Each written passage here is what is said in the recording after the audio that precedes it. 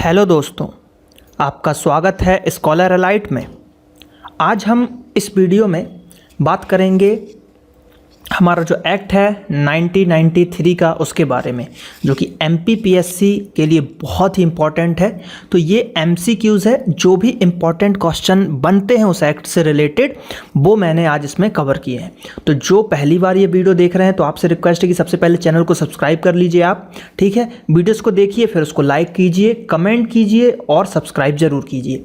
ये एक free educational channel है जिसके अंतर्गत आपको सभी चीज़ फ्री में प्रोवाइड कराया जाएगा।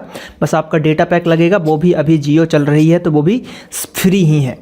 तो चलिए, तो यहाँ पे जो हम बात करेंगे आज का टॉपिक है हमारा मानव अधिकार संरक्षण अधिनियम 1993, ठीक है। कुछ लोगों का जन्मदिन भी होगा, तो इस एक्ट के बारे में हम बात करेंगे। इससे रिलेटेड जो क्वेश्चंस हैं हमारे पास, जो आईएमपी हैं और जो एमपीपीएससी में पूछे जाते हैं, वो क्वेश्चंस मैंने इसमें कवर किए हैं। मोस्ट जितने भी क्वेश्चन हो पाएंगे उतने मैंने कवर कर लिए हैं। तो जो कि क्योंकि अब एमपीपीएससी में टाइम नहीं है, एडमिट कार्ड भी आ चुके हैं और 10 फरवरी को पेपर है। तो आप लोगों से रिक्वेस्ट है कि ज़्यादा से ज़्यादा इन वीडियोज़ को देख लें, ठीक है। टेस्ट सीरीज़ भी आप देख सकते हैं, पार्ट 1 to 10 अपलोडेड है। पूरे उन टेस्ट सीरीज़ को जरूर देखें, मोस्ट आईएमपी क्वेश्चन उसमें मैंने कवर किए हुए हैं। चलिए, तो बात करते हैं, आज का पहला क्वेश्चन देखते हैं। इसमें क्या बोल रहा है कि मानव अधिकार संरक्षण अधिनियम 1993 के अधिनियम का क्या उद्देश्य है ना। देखिए, हमेशा पहला चीज़ तो ये उद्देश्य ही रहता है कि आखिर क्या रहता है उद्देश्य। तो देखिए, इसमें पहला ऑप्शन है कि मानव अधिकारों का अधिक संरक्षण करना, मानव अधिकारों से संबंधित या उससे अनुषंगिक मामलों के लिए उपबंध करना, राष्ट्रीय मानव अधिकार आयोग या राज्य मानव अधिकार आयोग एवं मानव अधिकार न्यायालयों का गठन करना, या उपरोक्त सभी। तो जो इसका आंसर होगा, इसका आंसर है उपरोक्त सभी। ये सभी जो है इस अधिनियम के अंतर्गत किए गए हैं। देखिए, मैं आपको 1993 एक्ट का जो पीडीएफ होगा वो प्रोवाइड करा दूंगा इस वीडियो के जस्ट जो नीचे डिटेल वाला रहता है, शो मोर करिएगा तो उसमें आपको इसकी लिंक मिल जाएगी। उसमें आप पीडीएफ को डाउनलोड कर पाएंगे, जिसमें हर चीज़ डिटेल में समझाई जाएगी, हर धारा हर अध्याय को उसमें डिटेल में दिया रहेगा, ठीक है। तो उस पीडीएफ को आप डाउनलोड कर लीजिएगा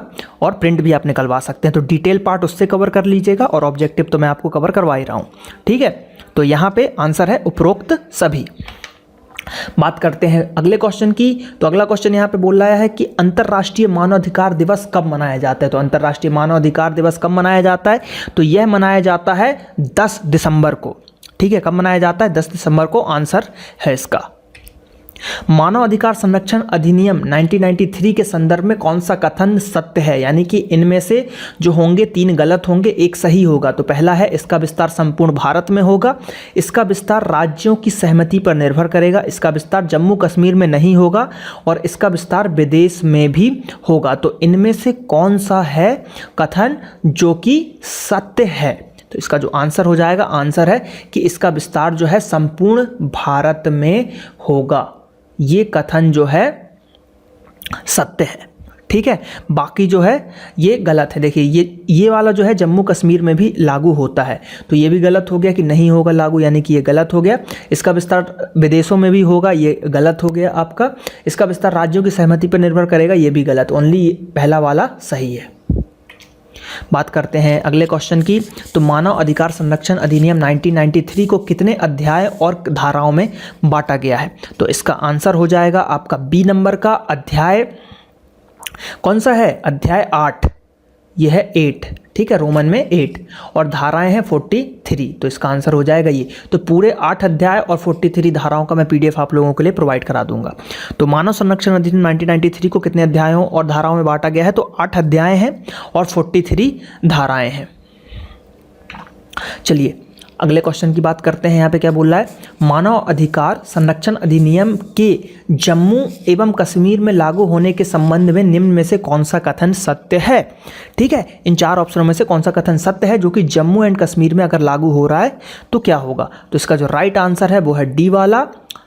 क्या है यह अधिनियम जम्मू कश्मीर राज्य पर उसी सीमा तक लागू होगा जहां तक उसका संबंध उस राज्य में प्रयोज्य संविधान की 7वीं अनुसूची में सूची 1 या सूची 3 में वर्णित किन्हीं प्रविष्टियों से संबंधित मामलों से हो। यानी कि संविधान की जो 7वीं अनुसूची है, ठीक है, 7वीं अनुसूची है, उसका सूची 1 और सूची 3 है ना, 1 और 3 में जो भी मैटर लिखा है उससे रिलेटेड अगर चीज़ें होंगी तो वहाँ पे ये लागू होगा जम्मू कश्मीर में। ठीक है, यहाँ पे ये बोलना चाह रहा है वो। तो बस आपको इतना याद रखना है कि संविधान की 7वीं अनुसूची में की सब सूची 1 और सब सूची 3 के अंतर्गत जो है उसमें यह लागू होगा। बात करते हैं अगले क्वेश्चन की। तो मानव अधिकार संरक्षण अधिनियम 1993 को राष्ट्रपति की अनुमति 8 जनवरी 1994 को प्राप्त हुई, तो फिर इस अधिनियम को 28 सितंबर 1993 से प्रभाव में आया हुआ क्यों समझा गया। देखिए, राष्ट्रपति ने जो उसको अनुमति दी वो 8 जनवरी 1994 को दी, लेकिन अधिनियम जो है 28 सितंबर 1993 से ही प्रभाव में आ गया, ऐसा क्यों कहा जाता है। तो इसका आंसर है आपका सी नंबर का, क्योंकि इस दिन राष्ट्रपति द्वारा अध्यादेश क्रमांक 30 1993 प्रख्यापित किया गया था। देखिए, क्योंकि इस दिन राष्ट्रपति द्वारा अध्यादेश क्रमांक 30 1993 को जो है क्रमांक 30 है और सन 1993 को प्रख्यापित किया गया था। क्वेश्चन यहाँ पे क्या पूछा गया कि जो मानव अधिकार संरक्षण अधिनियम 1993 है को राष्ट्रपति ने 8 जनवरी 1994 को मतलब उससे अनुमति मिली और इस अधिनियम को 28 सितंबर को ही मतलब प्रभाव में आ गया था। तो राष्ट्रपति के द्वारा अध्यादेश में बोल दिया गया था कि भाई ये अधिनियम आ सकता है, तो इसलिए इसको जो है प्रभाव में आया माना जाता है। लेकिन अनुमति यानी राष्ट्रपति जी ने जो साइन किया था, अनुमति दी थी, वो 8 जनवरी 1994 को दी थी। तो ये है इसका डिक्लेरेशन। चलिए बात करते हैं अगले क्वेश्चन की। तो मानव अधिकार संरक्षण अधिनियम की कौन सी धारा में मानव अधिकार को परिभाषित किया गया है, यानी कि मानव अधिकारों को किस धारा में जो है परिभाषित किया गया है। तो उसका आंसर हो जाएगा आपका बी वाला, यानी कि धारा 2 का भी घा ऑप्शन।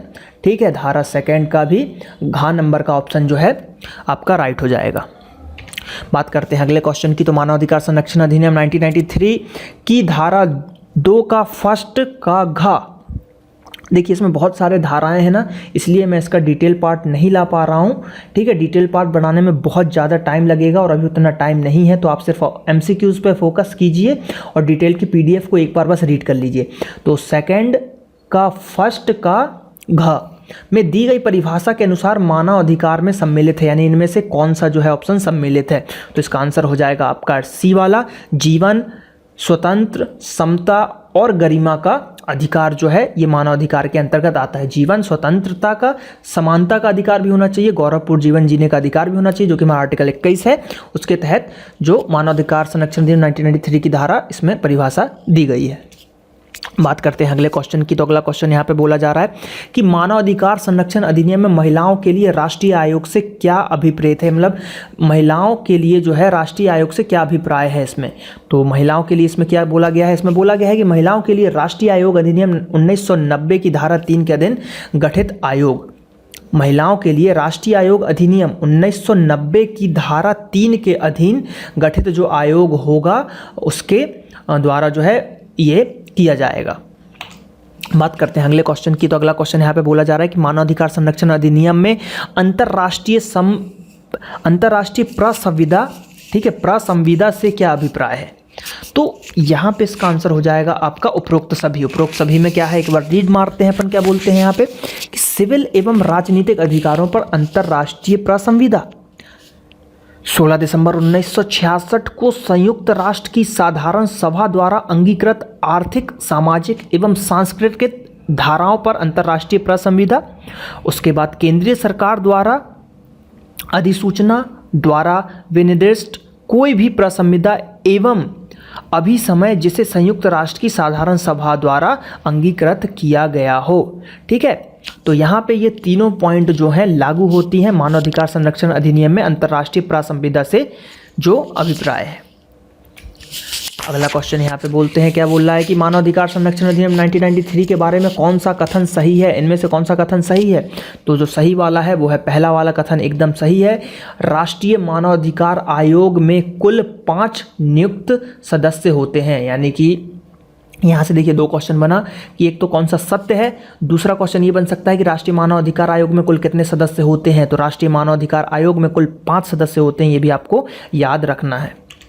अगला क्वेश्चन, राष्ट्रीय मानव अधिकार आयोग का अध्यक्ष कौन होता है, यानी कि राष्ट्रीय मानव अधिकार आयोग का अध्यक्ष यानी कि चेयरपर्सन कौन है। तो वो होता है जो उच्चतम न्यायालय का मुख्य न्यायाधीश रहा हो।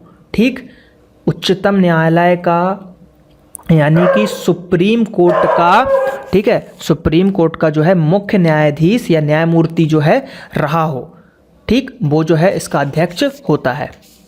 राष्ट्रीय मानव अधिकार आयोग के प्रथम अध्यक्ष कौन थे? तो प्रथम अध्यक्ष थे वो न्यायमूर्ति रंगनाथ मिश्र। रंगनाथ मिश्र थे मानव अधिकार। तो इसको हम ऐसे याद रख सकते हैं कि मानव अधिकार आयोग यानी कि संरक्षण अधिनियम जो है 1993, ठीक, ये जब लागू होता है तो हमारे सभी रंग खिल जाते हैं, पूरे रंग खिल जाएंगे, तो पूरे रंग मिल जाएंगे पानी के अंदर, पूरा रंगीन हो जाएगी हमारी दुनिया, पूरे अधिकार मिल जाएंगे हमको। तो रंगनाथ मिश्र, क्योंकि पानी में ये मिश्र हो रहा है, पूरे रंग मिश्र हो रहे हैं, तो रंगनाथ मिश्र राष्ट्रीय मानव अधिकार आयोग के प्रथम अध्यक्ष थे। बात करते हैं राष्ट्रीय मानव आयोग का सेक्रेटरी जनरल कौन होगा या क्या होगा? तो इसका जो आंसर होगा वो है आपका डी, इनमें से कोई नहीं। एक न्यायिक अधिकारी होता है? नहीं। उसे आयोग के सदस्य के रूप में मान्यता प्राप्त होती है? नहीं। वह आयोग द्वारा विनिमय बनाने के कार्य में सक्रिय भाग लेता है? नहीं, इनमें से कोई भी नहीं।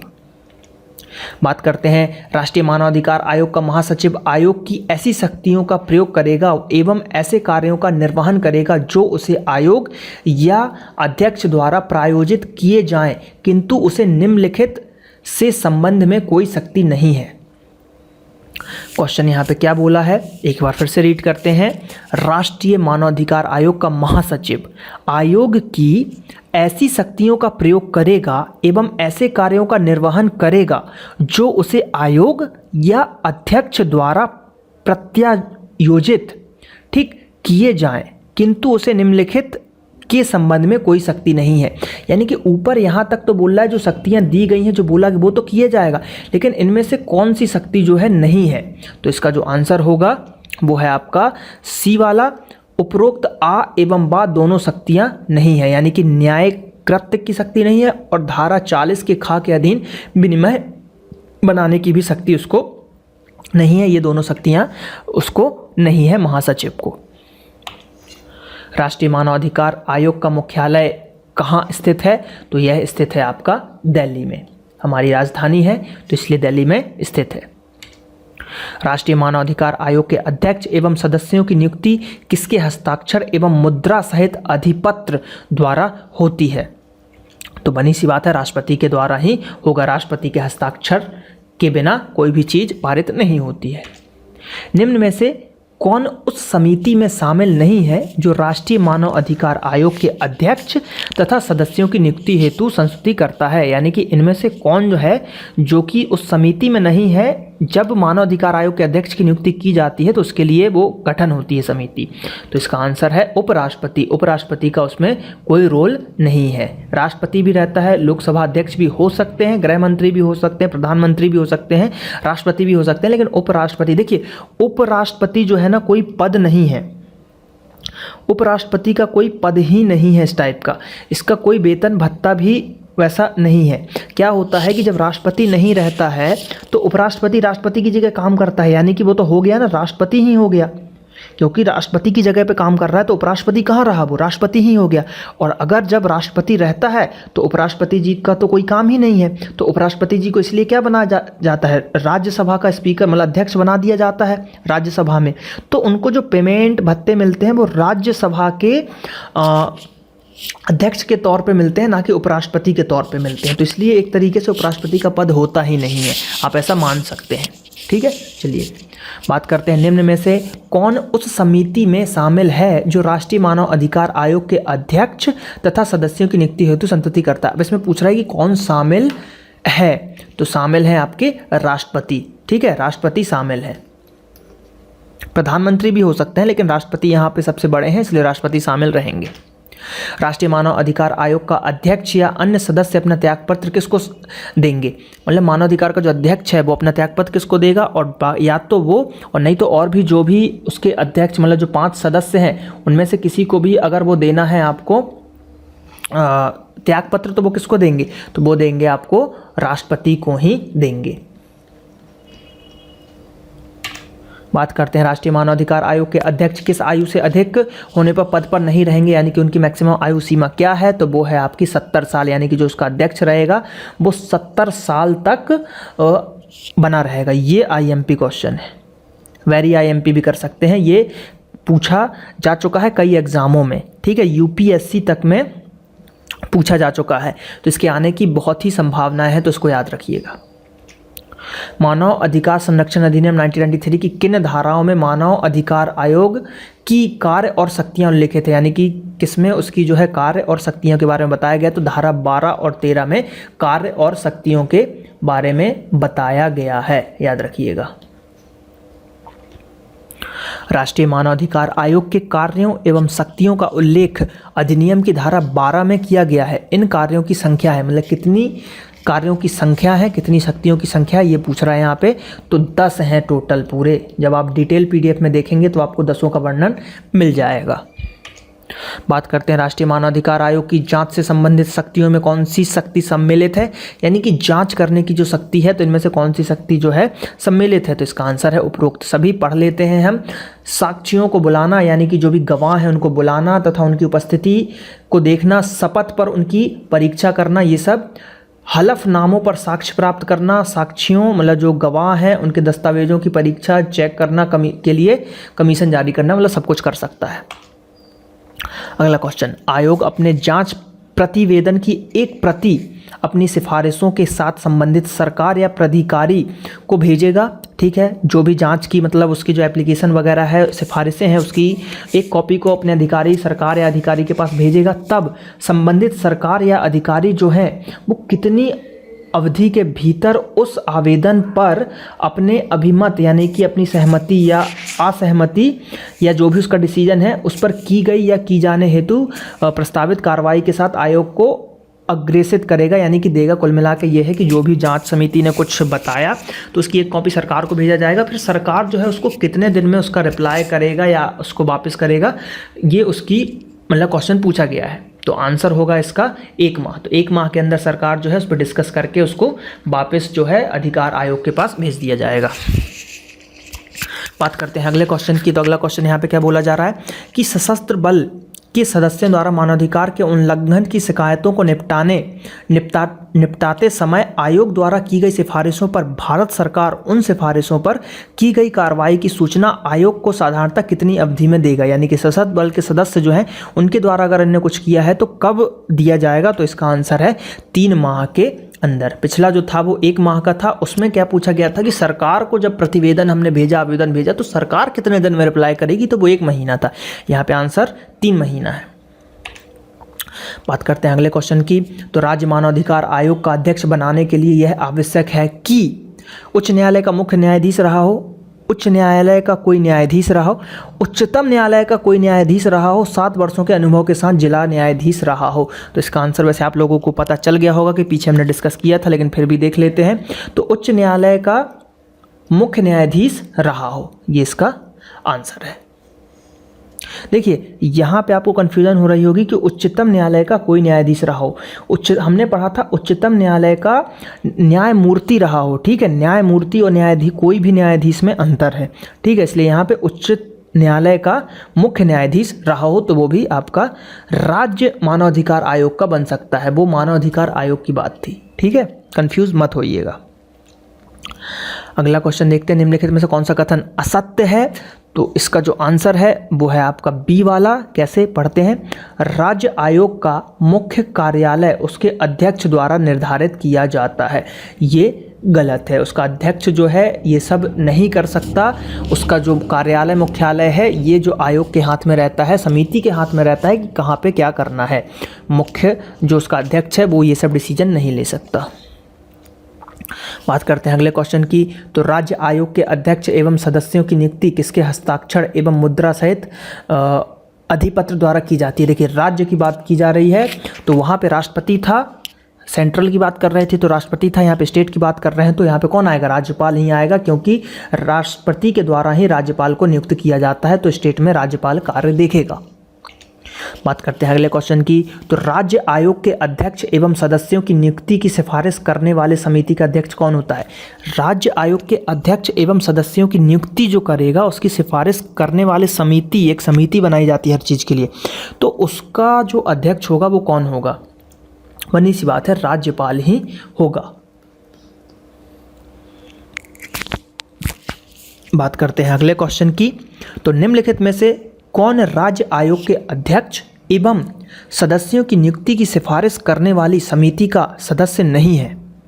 निम्नलिखित में से कौन राज्य आयोग के अध्यक्ष एवं सदस्यों की नियुक्ति की सिफारिश करने वाली समिति का सदस्य नहीं है? तो इनमें से कौन सा है जो समिति का सदस्य नहीं है? तो वह उच्च न्यायालय का मुख्य न्यायाधीश जो है समिति का सदस्य नियुक्ति की सिफारिश करने वाली समिति का सदस्य नहीं हो सकता, क्योंकि ये जो है उसका अध्यक्ष बन सकता है। इसलिए राज्य आयोग के सदस्यों की पदावधि के संबंध में निम्नलिखित में से कौन सा कथन असत्य है? पदावधि की बात कर रहा है तो है कि कोई भी सदस्य 5 वर्षों की दूसरी अवधि के लिए पुनर्नियुक्त हेतु पात्र नहीं है। तो ये वाला जो है गलत है, वो दोबारा बन सकता है।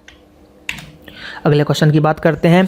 तो राज्य आयोगों के अध्यक्ष तथा सदस्यों का संदेय वेतन एवं भत्ते तथा उसकी सेवा की अन्य शर्तें व निबंधन किसके द्वारा वहित किए जाते हैं? यानी कि राज्य आयोग जो है उसके अध्यक्ष की जो भी वेतन भत्ते हैं वो किसके द्वारा वहन किए जाते हैं? तो वो किए जाएंगे आपके राज्य सरकार के द्वारा। सेंट्रल की बात होगी तो वहाँ पे केंद्र सरकार करेगा, यहाँ पे राज्य आयोग की बात कर रही है तो यहाँ पे कौन करेगा? आपका राज्य सरकार के द्वारा ही किया जाएगा। सेंट्रल में जो है सेंट्रल गवर्नमेंट करेगी, केंद्रीय। अगले क्वेश्चन की बात करते हैं। तो राष्ट्रीय आयोग के लेखों का वार्षिक विवरण तैयार करने का प्रपत्र केंद्रीय सरकार किसके परामर्श से विहित करेगी या बनाएगी? तो राष्ट्रीय आयोग के लेख का जो वार्षिक विवरण तैयार किया जाता है वो किसके द्वारा बनाई जाएगी? तो वो बनाई जाएगी भारत के नियंत्रण एवं महालेखा परीक्षक यानी कि कैग की बात की जा रही है। ठीक, कैग की बात की रही है, कैग के सलाह से ये सब किया जाता है। तो आंसर आपका क्या हो जाएगा? डी हो जाएगा, महालेखा परीक्षक। राज्य सरकार प्रत्येक मानव अधिकार न्यायालय के लिए उस न्यायालय में मामलों को संचालित करने के प्रयोजन से किसे विशिष्ट लोक अभियोजक के रूप में मतलब बनाती है या विशिष्ट लोक अभियोजक बनाया जाता है? तो इसका जो आंसर हो जाएगा, आंसर है ए एंड बी बोथ। किसी लोक अभियोजन को मतलब किसी लोक अधिकारी को, किसी ऐसे अधिवक्ता को जो कम से कम 7 वर्षों के लिए विधि व्यवसाय कर रहा हो, यानी कि 7 वर्ष का उसको एक्सपीरियंस हो हाई कोर्ट के अंतर्गत अधिवक्ता का। अगले क्वेश्चन की बात करते हैं। तो यहाँ पे क्या बोला जा रहा है कि राज्य आयोग के लेखों का वार्षिक विवरण तैयार करने का प्रपत्र राज्य सरकार किसके परामर्श से बनाता है? देखिए ये क्वेश्चन जो है रिपीट हुआ है, तो इसका आंसर है द। ये भी मैंने पीछे बताया था, तो ये भी जो है कैग ही है। ठीक है, चलिए स्किप करते हैं इसको। अगला क्वेश्चन देखते हैं। राष्ट्रीय मानवाधिकार आयोग या राज्य आयोग उस तारीख से जिसको कि मानवाधिकारों के उल्लंघन करने वाला कृत्य किए जाने का आरोप किया गया है, यानी कि किसी ने अगर मानवाधिकार आयोग को उल्लंघन किया है तो जिस दिन उसका आरोप सिद्ध हुआ है उस दिन से कितनी अवधि के बाद किसी मामले में जाँच नहीं करेगा? तो इसका जो आंसर है 1 वर्ष की अवधि की समाप्ति के बाद जो है मामले में जाँच नहीं करेगा, 1 ईयर।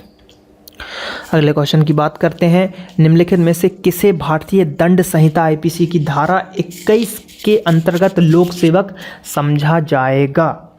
तो इसका जो आंसर है उपरोक्त सभी है। देखिए क्या है, पहला राष्ट्रीय आयोग का प्रत्येक सदस्य हो वो, ठीक है, राष्ट्रीय आयोग का प्रत्येक सदस्य राज्य आयोग, राष्ट्रीय आयोग और राज्य आयोग का भी प्रत्येक सदस्य हो। राष्ट्रीय आयोग या राज्य आयोग द्वारा इस अधिनियम के अधीन कृत्यों का प्रयोग करने के लिए नियुक्त प्रत्येक अधिकारी, मतलब जो भी इससे रिलेटेड अधिकारी होंगे या सदस्य होंगे वो जो है लोक सेवक समझे जाएंगे। कौन सी धारा पूर्ववर्ती प्रभाव से नियम बनाने की शक्ति प्रदान करती है? कौन सी धारा पूर्ववर्ती प्रभाव से नियम बनाने की शक्ति प्रदान करती है? तो नियम बनाने की शक्ति जो है धारा आपकी 40 का है, धारा जो है 40 का है आपका नियम बनाने की शक्ति। राष्ट्रीय मानव अधिकार आयोग को विनिमय बनाने के लिए किसका पूर्व अनुमोदन प्राप्त करना आवश्यक होगा? तो जो है इसका आंसर होगा आपका केंद्रीय सरकार, क्योंकि राष्ट्रीय मानवाधिकार की बात की जा रही है, राजकीय नहीं की जा रही है। राजकीय होता तो फिर बात अलग हो जाती है, यहाँ पे राष्ट्रीय बात कर रहे हैं, केंद्रीय, तो केंद्र सरकार से अनुमति लेना जो है आवश्यक हो जाएगा। धारा 40 के खा के अधीन विनिमय बनाने की शक्ति निम्नलिखित में से किसे प्राप्त है? मतलब 40 के खा के अधीन जो नियम वगैरह बनाने की शक्ति है वो किसके अधिकारों में है? तो वो है राष्ट्रीय मानव अधिकार आयोग के अंतर्गत ही आता है। आयोग के द्वारा जो है विनिमय बनाया जा सकता है, शक्ति वगैरह का जो उल्लेख किया गया है 40 के खा में। तो यहाँ पे जो है हमने कुछ क्वेश्चन देखे हैं, लगभग 40 क्वेश्चन हमने देखे हैं आपके ये मानव अधिकार आयोग से 1993 एक्ट के तहत। अब आप लोगों का काम है कि भाई चैनल को सब्सक्राइब करें, ज़्यादा से ज़्यादा वीडियोस को लाइक करें अगर अच्छा लग रहा है वीडियोस तो, और कमेंट करके बताएं कि वीडियोस कैसे लग रहे हैं। और ये हमारा फेसबुक पेज है www.facebook.com/scholarlight, इसको भी आप लाइक करें। फेसबुक ग्रुप भी है स्कॉलरलाइट के नाम से, इसको भी आप लाइक कर सकते हैं। ज़्यादा से ज़्यादा वीडियोस को देखें। व्हाट्सएप ग्रुप को भी हमारे ज्वाइन करें। हमारा व्हाट्सएप ग्रुप के लिए जो फ़ोन नंबर है 8815062343। कृपया करके इस फ़ोन पे आप कॉल ना कराएं, कॉल नहीं लगेगा, ओनली व्हाट्सएप। और व्हाट्सएप के थ्रू भी कई लोग जो है वीडियो कॉल करते हैं, ऑडियो कॉल करते हैं, तो हमारे पास इतना टाइम नहीं रहता कि हम आपके कॉल अटेंड करें। आप अपने मैसेज छोड़ सकते हैं, हमको अगर टाइम मिलता है तो हम उस मैसेज का रिप्लाई करेंगे, अदरवाइज़ रिप्लाई नहीं भी होगा तो माफ़ कीजिएगा मुझे, क्योंकि इतना टाइम नहीं रहता कि मैं हर एक स्टूडेंट का रिप्लाई करता रहूं।